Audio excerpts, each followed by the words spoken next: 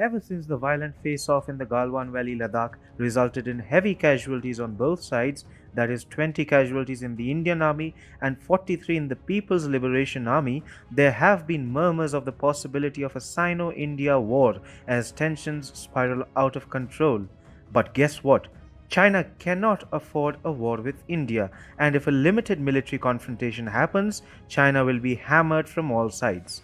It cannot fight simultaneous wars on all sides. It will be a military blunder that the dragon will regret for several generations to come. The reason is that China simply never built friendships. It only built partnerships that it can exploit for personal gains. Today, Beijing has antagonized the world and has no real friends to back it.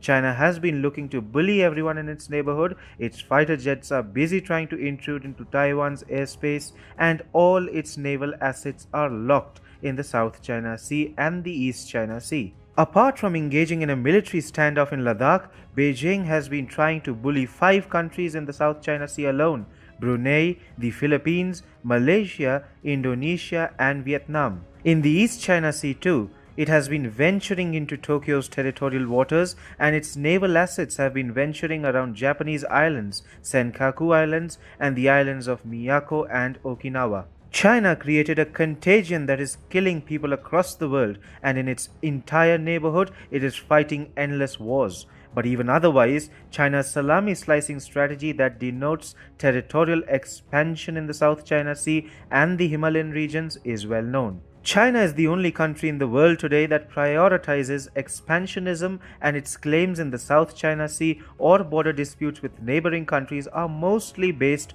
on historical claims that date back to 14th and 15th century dynasties. This often comes at crossroads with international law. Beijing's 9-line theory in the South China Sea, for example, encircles 90% of the strategic waterways, including territorial waters of other countries, in defiance of the UN Convention on the Law of Sea. China has been busy even beyond its neighborhood, and the coronavirus pandemic has unmasked the dragon like never before, harassing countries that once thought China was their friend and backstabbing the entire world with defective testing kits and faulty medical supplies. China is fighting endless wars today. It is using economic coercion against Australia by imposing tariffs on barley and meat imports from down under.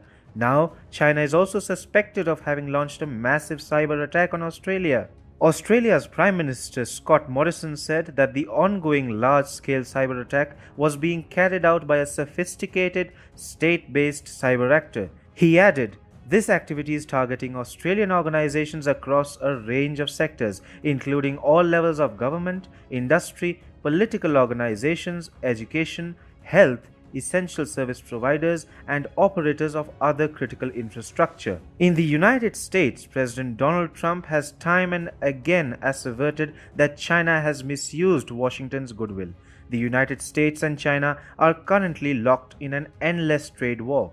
Moreover, Beijing has been buying out global institutions that govern rules of international engagement, thus challenging the US-led world order. Xi Jinping wants to replace the Washington Consensus with the Beijing Consensus, which, if realized, will have catastrophic consequences for the international community. In Washington's next-door neighbor, Canada also, there is growing disillusion towards China. Tempers have soared over the detention of 2 Canadians by Beijing since December 2018.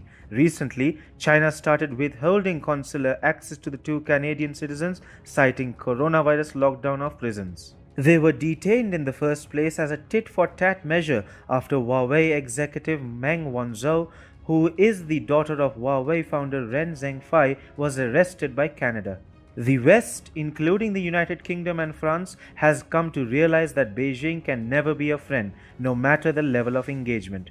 China never partners with a spirit of cooperation and mutual benefit, and the only purpose of China's engagement is competition with adversaries. The communist regime led by Xi Jinping is also fighting battles within China. It is running concentration camps where the human rights of Uyghur Muslims in the far western province of Xinjiang are being violated day in and day out. In Hong Kong, the citizens in the semi-autonomous region are being robbed of whatever liberties they still enjoyed with a draconian national security law.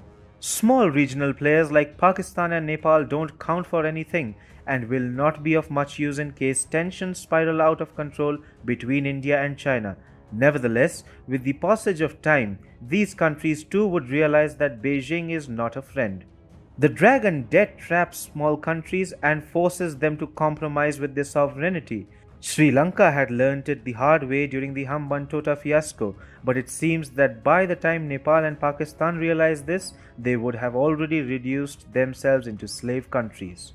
To conclude, China has no friends, and its present and past actions show it will never have any friends, but only practical partnerships. But such relationships are bound to bite the dust.